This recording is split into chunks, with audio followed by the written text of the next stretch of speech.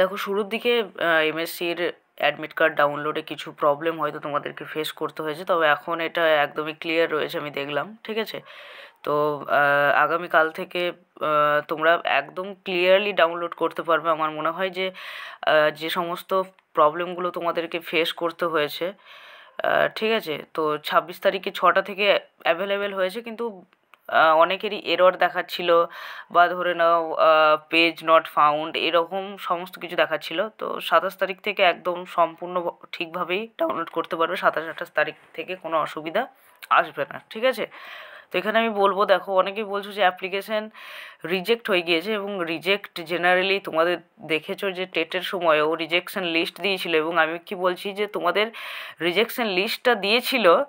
হ্যাঁ, রিজেকশন লিস্টটা দিয়েছিল তোমাদের টেটের যেটা অ্যাডমিট কার্ড ডাউনলোডের অপশনের পর থেকে। ঠিক আছে?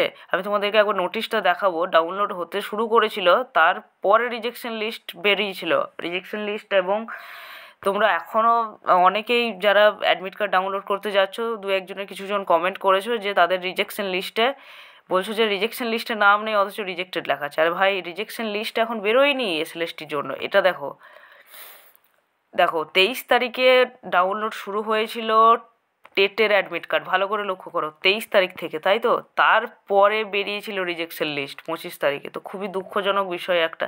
যাদেরই বা রিজেক্ট হোক, যে কারণেই বা রিজেক্ট হোক, যেমন এখানে দেখিয়েছিল রিজেকশন লিস্টের কারণগুলো, তো অ্যাডমিট কার্ড ডাউনলোড শুরু হয়েছিল তার মাঝে একদিন পরে 25 তারিখ থেকে, 24-25 তারিখ থেকে, ঠিক আছে, তখন রিজেকশন লিস্ট দিয়েছিল। তো এটাও 26 তারিখ থেকে শুরু হয়েছে, তাই তো? এসএলএসটির অ্যাডমিট কার্ড ডাউনলোড তো 26 তারিখ থেকে শুরু হয়েছে, মানে ধরে নাও 27-28 তারিখে দেবে।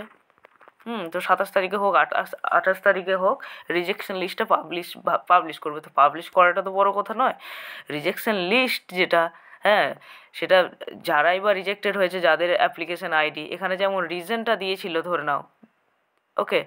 তো এই যে 7th এসএলএসটির কিন্তু সার্ভার 3টে প্রসেসে সার্ভার এখন চালিয়েছে। কেননা যাই হোক, তোমরা দেখেছো যারা ধরো না প্রাইমারি দিয়েছো বা অন্যান্য পরীক্ষাগুলো, জেনারেলি কিন্তু এখানে অ্যাডমিট কার্ড ডাউনলোডে ফার্স্ট দিনে, ইনিশিয়াল দিনে কিন্তু প্রচুর প্রবলেম হয়, এবং ওই জন্যই আমি বলি যে একদিন মাঝে স্কিপ করো, পরের দিন ডাউনলোড করবে, অত চাপের তো কিছু নেই।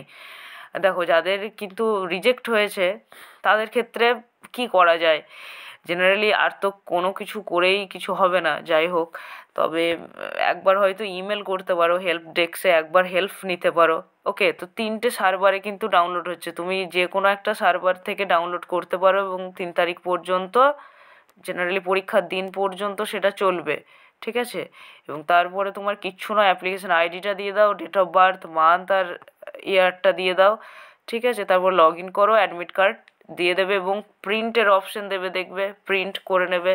আদারওয়াইজ অ্যাপ্লিকেশন যে অনলাইন অ্যাপ্লিকেশন ফর্ম, সেটারও একটা দিচ্ছে অপশন, সেটাও ডাউনলোড করে নিতে পারো। অ্যাডমিট কার্ড খুব সুন্দর, দুটো পোর্শন রয়েছে দেখলাম সেখানে। একটা হচ্ছে ইনভিজিলেটর, তাকে সাবমিট করার জন্য একটা নিজের কাছে থাকবে। তো অ্যাডমিট কার্ডের দুটো প্রিন্ট করে নেবে। ঠিক আছে? দুটো প্রিন্ট করে নেবে। খুব সুন্দর প্রসেস করেছে। এবং যাদের বলবো যে অ্যাপ্লিকেশন আইডিটা কোনো মতেই খুঁজে পাচ্ছ না, তারা একবার হেল্প ডেস্কের সাহায্য নিতে পারো, যেটা ওদের যেটা ইমেল আইডি, তোমার ফোন নাম্বারটা আর ইমেলটা শেয়ার করতে পারো। ঠিক আছে? দেই মানে তারা তোমাকে রিসেন্ট করতে পারে, কিংবা ইমেল যদি থাকে তোমাদের, ইমেলে চেক করতে পারো। ঠিক আছে? বা কোথাও তো প্রিন্ট করে রেখেছো, সেগুলো একবার খোঁজ মানে দেখতে পারো, প্রিন্ট যেটা অ্যাপ্লিকেশন ফর্মে যদি প্রিন্ট থাকে আর কি। ঠিক আছে? বা যদি কোথাও কপি করে রেখেছো, তো সেটা খুঁজে দেখতে হবে। অ্যাপ্লিকেশন আইডি, তোমার অ্যাপ্লিকেশন আইডি তো তোমাকেই খুঁজতে হবে, তাই না? সেটা অন্য কেউ তো আর বের করে দিতে পারবে না। তো দেখো, রিজেকশন লিস্ট কিন্তু 28 তারিখ নাগাদ যত সম্ভব দিতে পারে। তবে যাদেরই রিজেক্ট হয়েছে তারাই বলছো, অনেকে কমেন্ট করেছো দেখলাম যে তোমাদের কিন্তু রিজেক্টেড দেখাচ্ছে। ঠিক আছে?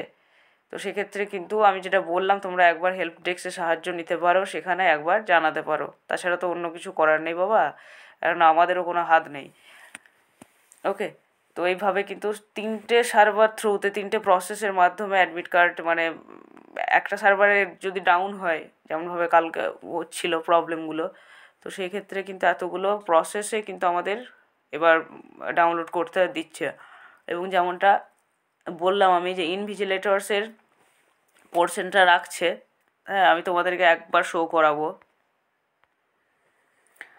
এই যে দেখছো, the portion will be handed over to the invigilator, তো এই পোর্শনেই দেখবে এখানে কিন্তু ছবিটা অ্যাফিক্স করতে হবে, প্রেজেন্ট ফটো মানে প্রেজেন্ট ফটোকপি বা পাসপোর্ট ফটোকপি।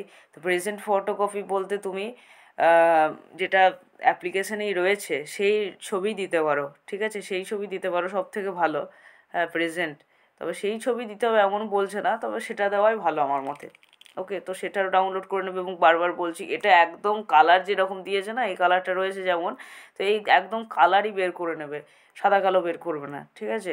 কালার বের করে নেবে, 2 কপি বের করবে, যদিও কেটে অংশটা নিয়ে নেবে ইনভিজিলেটর, ঠিক আছে, তবুও নিজের কাছে 2টো রাখবে।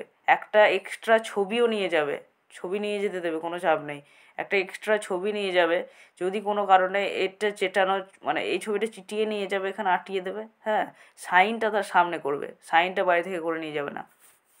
ওকে, তো যাই হোক, যদি কোনো কোয়েশ্চেন থাকে তো কমেন্ট করো কমেন্ট সেকশনে। Okay, thank you guys, stay good, stay happy.